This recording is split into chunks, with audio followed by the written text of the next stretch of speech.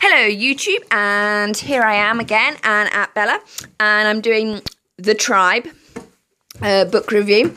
As you know, last year we got by A.J. Penn, A New World, the long-awaited story in the continuing saga of The Tribe, which was season 6, and now we have season 7 by A.J. Penn. That's got to be a code name for somebody.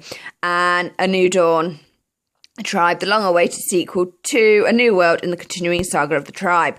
Before I get on to do the review, there will be spoilers. I'm sorry, I can't avoid them because the book itself was not that great. Sorry, I know, shock horror.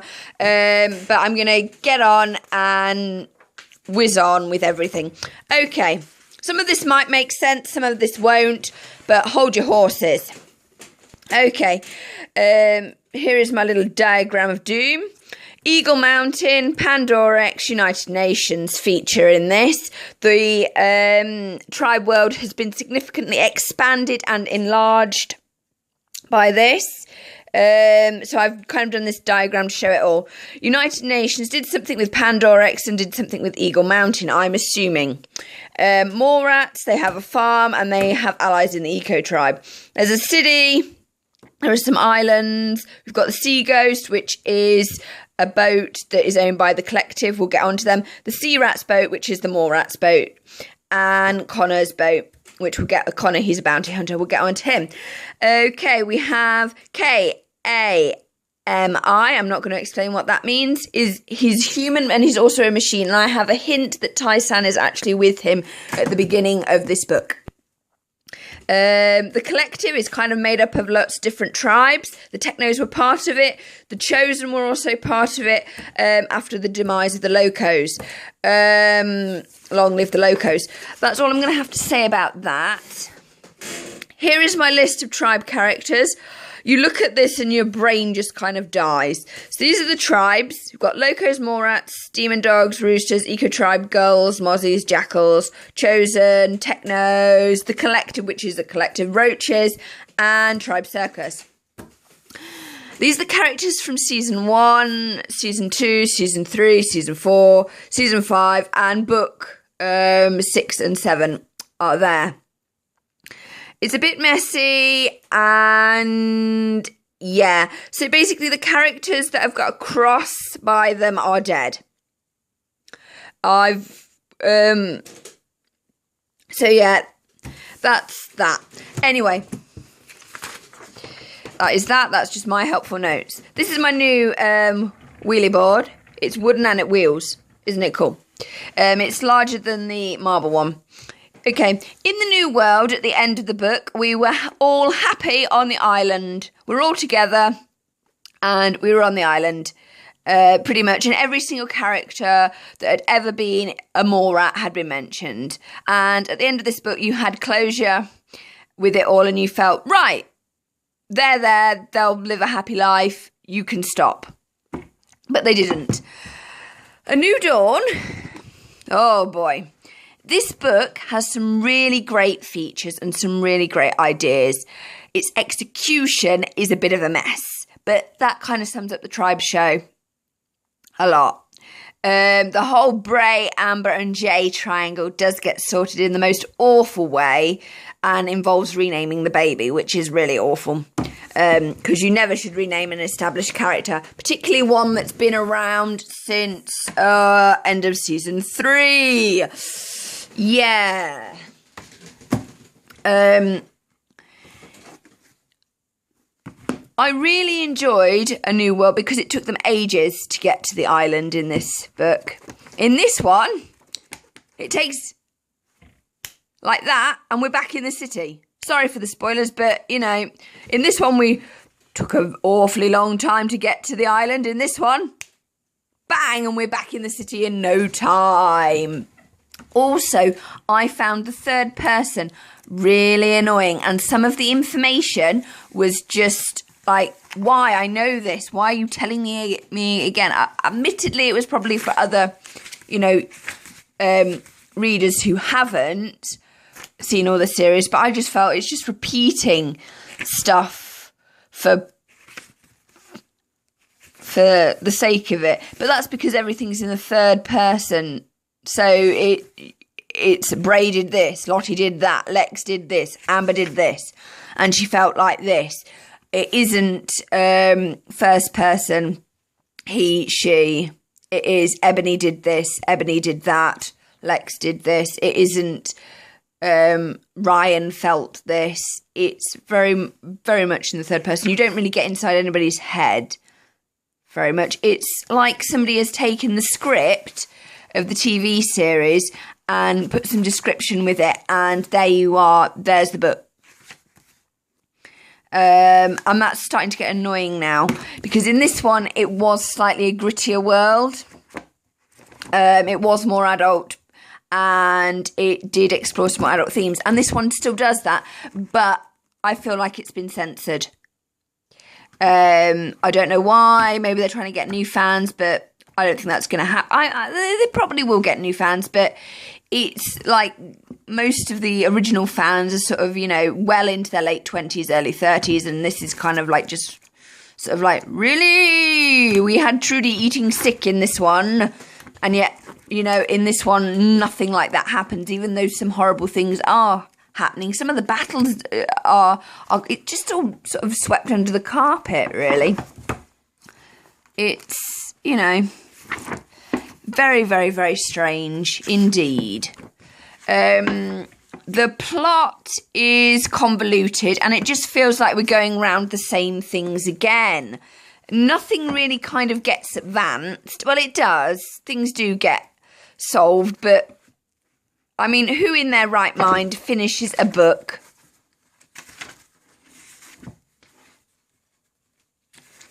with this?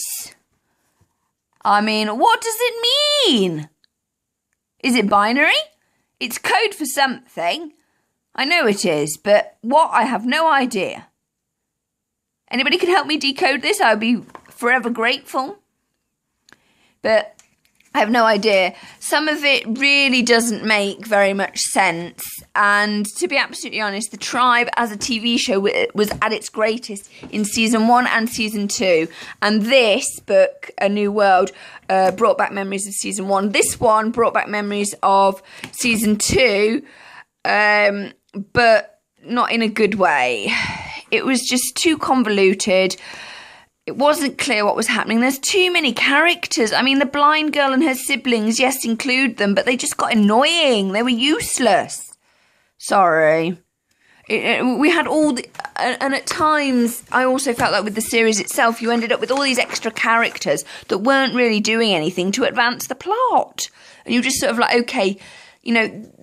And these are the main ones that I can think of. I was just sort of thinking, can we actually get on with building a new world rather than, oh, look, we're running again. Oh, look, we're doing this again. Oh, Ram's withholding knowledge. Oh, that's new. Roll your eyes. Oh, Ram is manipulative. Ram's not going to tell us. Ram's going to hold it back. It could be that I'm just too old. It probably is. I am too old.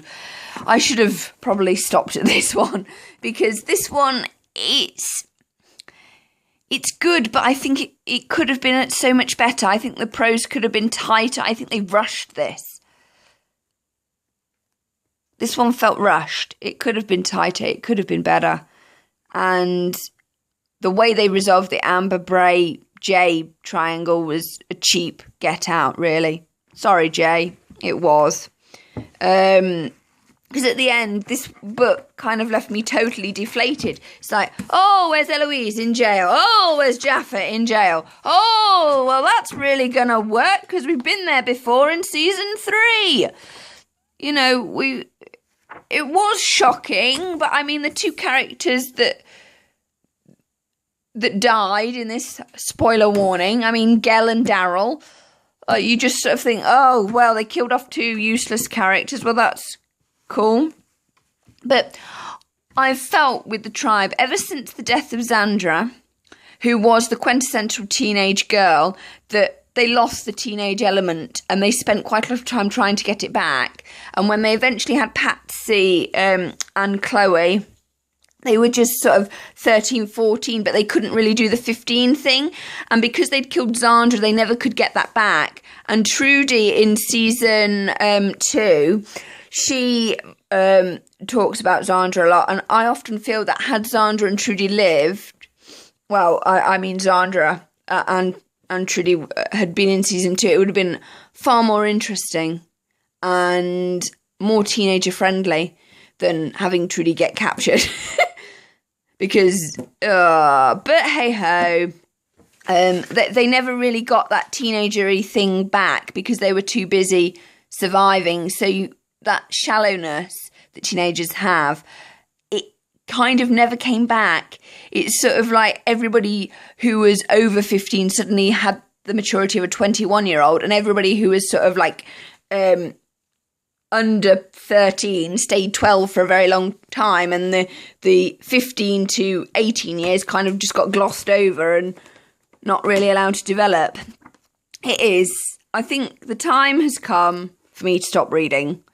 I really enjoyed New World, great closure. This one, The Collective, I mean, it's a great idea. It is a great idea. But it just doesn't really work as an overall arching thing, because to be absolutely and bluntly honest, the Locos and the Morats and the Demon Dogs and the Roosters would be how it would be. There wouldn't be a great collective that would organise all these teenagers into one thing. It just wouldn't happen. I'm sorry, but it wouldn't. I mean, if anybody was going to do the collective, it would have been the Technos. But I mean, if you look at this, you really don't want to be a Techno because Ziva is dead, Java is dead, Jay is dead. Apologies for spoiler there. Mega is dead. Ved is dead. You know, you do begin to wonder, all those characters that they introduced in like season 4 and 5 have been bopped off. And we've spent more time longing for the originals because we want to go back there. I mean, it was nice to be back in the mall again, but I mean, the amount of effort that this book took me away to the island took most of the majority of this book to get there. And in this book, it was like 3 chapters and we were back in the mall. And I was like, oh, back here again. I was just enjoying the island. You know, it was sort of like we went to the island and now we're back in the city again. So goodness knows what's going to be in the next one. I really don't know. It's back to warring over the city again. Nothing changes. Power and chaos, as Zoot would say. Nothing changes. But I do hope that we get to see Casey and Alice in the next book. This one is for closure. This one opens a whole different can of worms. Gail, Daryl and Jay die. Apologies for spoilers, but I'm just going to say it how it is. Ram is an intriguing character. Lex gets quite a lot of mention, but then spends, in the first half, he's really sort of important. And then for the last half, he's not. Amber is kind of sort of left in obscurity, being a victim all the time or needing rescuing. Ebony is sort of, they really struggle because you can't really have Amber and Ebony together in a room anymore. And Bray kind of just disappeared as per usual. Jay disappeared. Ebony, and you spend most of your time with Ebony as a character, which is really annoying because, yay, we've not done that a lot. Really? You know, it's got to the point now where you just want the characters from the Mallrats to all be together and for them to sort out their own personal problems. We don't really care about... I never did about, you know, all this other stuff that they tried to force down you. Season 1, Season 2 were the best. Season 3 was okay. And Season 4 and 5 of the TV show... Yeah, we never really sort of wanted to do the whole let's defeat these guys. Oh, look, another invasion. Oh, look this. We never really wanted that. We just wanted it to sort of be this soap opera. But then again, Channel 5 didn't want that. And I know I'm talking about the TV show whilst doing this review, but it's just really bizarre. Oh, look, there's Tiffany and Shannon. You know, I hope they kill them off next time because they're just a waste of space. I know that sounds really harsh, and maybe I am being too harsh, but it was interesting, but it was just felt like going round the same circles again. I want progress. I want, it's like, yes, we've done this. We've done the Zootis to death. Oh, God, it's Jaffa again. I don't care about Jaffa. Can we just hang him already? No, but we're locking him in prison again. We've done this. Are we not learning from season 3, people? It's just annoying. Anyway, rant over. I did enjoy reading it. It's not as many chapters as New World. New World is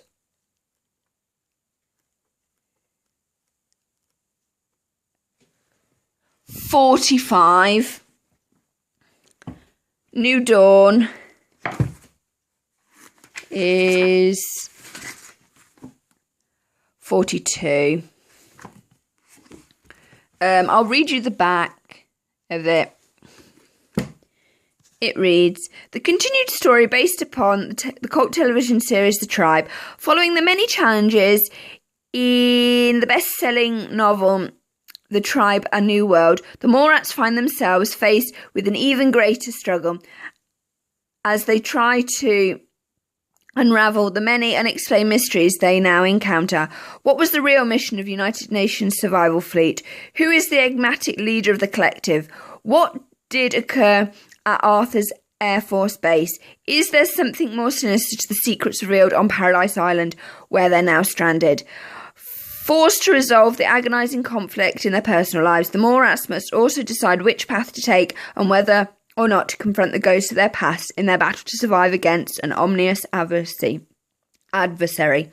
With the very real threat of human existence becoming extinct, can they endure against all odds to secure a future and a promise of a better tomorrow, or will they suffer the same fate as the adults who had gone before and perish? The tribe must fight not only for their lives, but face their greatest fears to prevent the new world plunging further into darkness and ensure hope prevails in a new dawn and they keep their dream alive. See, now that is really annoying because it doesn't tell you anything about anything. It's just a load of impersonal waffle. There's nothing about Amber must do the love triangle thing. There's nothing personal about it. This one, this Blurb, was better. Forced to flee the city in their homeland, along with abandoning their dream of building a better world from the ashes of the old, the Morats embark upon a perilous journey of discovery into the unknown. Cast adrift, few could have foreseen the dangers that lay in store. What is the secret surrounding Jehai Liz, and will they unravel the mysteries of the collective, let alone overcome the many challenges and obstacles they encounter as they battle the forces of Mother Nature, unexpected adversities, and at times themselves? That was taken from A New Tomorrow. Will they finally discover what happened to their friends and loved ones who disappeared? Above all, can they build a new world in their own image by keeping the dream alive?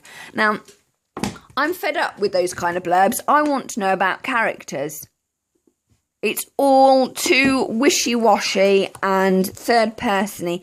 It needs to get the personal back. It really does.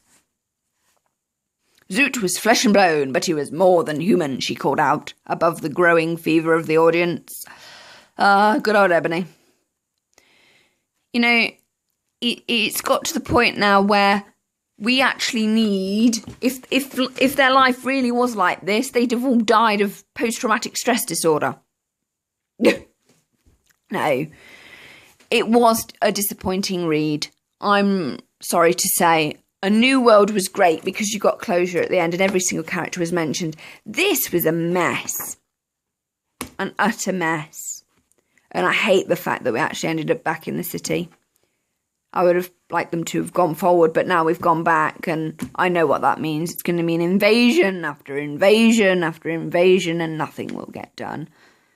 Power and chaos, people. So that's the end of this review. I'm sorry if you have enjoyed The Tribe, A New Dawn. I really am, because I really wanted to like it, but at the end of it, I was just sort of like, oh, it wasn't gritty. Well, it was. I mean, there were those kind of weird zombies stuck in cryostasis and things. I mean, it almost wants to be edgy, but then it's sort of like, oh no, oh no, oh no. Oh no, it's almost as if this was very much reading the TV series. This was actually reading a young adult book. This one wasn't, and I think they could have done a better job. But I'm glad that we've got them. I'm not complaining.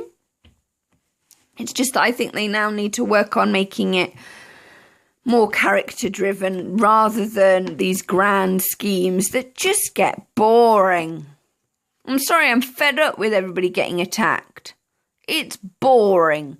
We've had 7 seasons of it now, and it's just the same thing again. It's like, oh, the locos. Oh, Ebony's doing this. Oh, Jaffa. And I'm like, can we just drown Jaffa already?